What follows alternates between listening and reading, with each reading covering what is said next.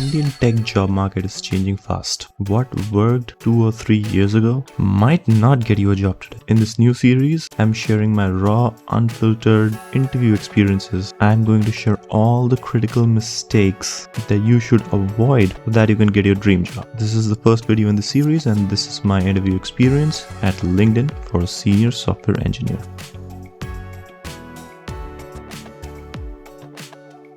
So when I started applying, I didn't really have a plan. I applied to LinkedIn for a position of a senior software engineer and luckily got a recruiter call for an interview, which doesn't happen, by the way. We'll discuss this in later videos. So I gave this interview last year, and being honest, I was completely unprepared. And that's the tip number 1. Always be thoroughly prepared for an interview, even if you have like 3-4 days. And I don't just mean lead code. Lead code is just one part of preparation. I mean researching the company, their products, what kind of questions are specifically asked in what rounds. Search websites like Glassdoor, discussion forums like Blind and Ambition Box. Now let's get into the process of the interview. So for a senior software engineer position, LinkedIn had 5 rounds. The number 1 was a DSA round. It was quite easy. They asked simple linked list and tree questions. There were no issues in this round, but this was the only easy round of the whole interview process. Second round was another DSA round. So the first question in this round was related to a binary search tree. That was pretty easy, but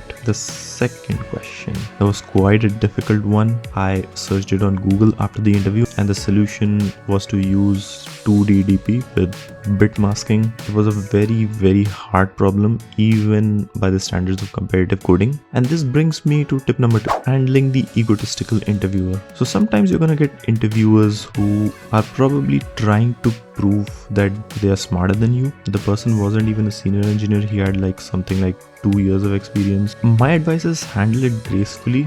Just explain your thought process, how you are trying to solve the problem, rather than going into deep specifics. Even if you can't find the perfect solution, that's perfectly okay. If you're prepared for extremely difficult lead code problems like this one, that is great. But if you're not, I would not recommend you grinding 1000 lead code problems just for this purpose, because DSA takes just about 20% of your interview bandwidth at a senior level. The next up was the managerial round, and it turned out to be more technical than managerial. It went more into the direction of system design. So the person asked me a design about a post recommendation system. So again, reiterating tip number 1, I was probably unprepared and might have used some wrong design patterns, which have given the signal to the managerial interviewer that okay, this candidate is not well prepared for a senior level. You might be working with huge systems in your company, but if you can't portray it outright, then it's probably not going to give a positive signal. I was expecting behavioral questions, but they weren't asked.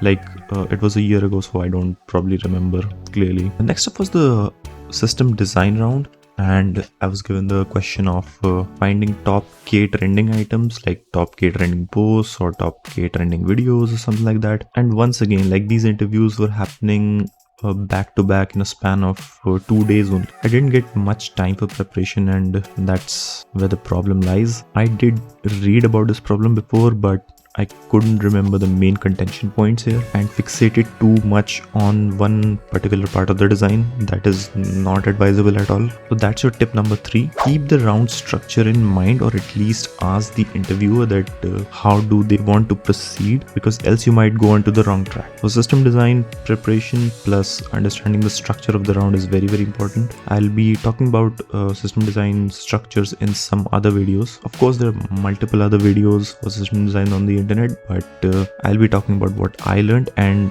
what's the easiest way to structure your system design rounds. The last round was project deep dive, and this one also didn't go as planned. It was a 50-50 kind of round, because once again I wasn't familiar with the structure of project deep dives. And here is your tip number 4. You have to uphold and defend your project's complexity in these rounds. The interviewer's job is to poke holes. They will demean your project. Basically, they'll say something like, okay, this is just a REST API you created, or this is just a CRUD app, or maybe you should just use a database, something like this. So now you have to be able to show the true complexity of your project. What were the main contention points? The most complex parts of your project. How did you make it work on scale? So take your best project and prepare it thoroughly. Look at all the dimensions. That's the only way you're surviving a project deep dive round. So that's about it. Verdict, as you might have guessed it through the journey, is not selected for further discussions. That was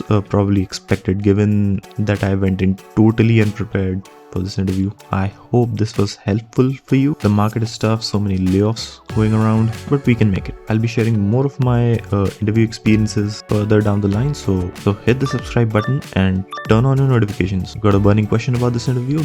Drop it in the comments below. And as usual, thanks for watching. Stay healthy, stay happy, and I'll meet you in the next one.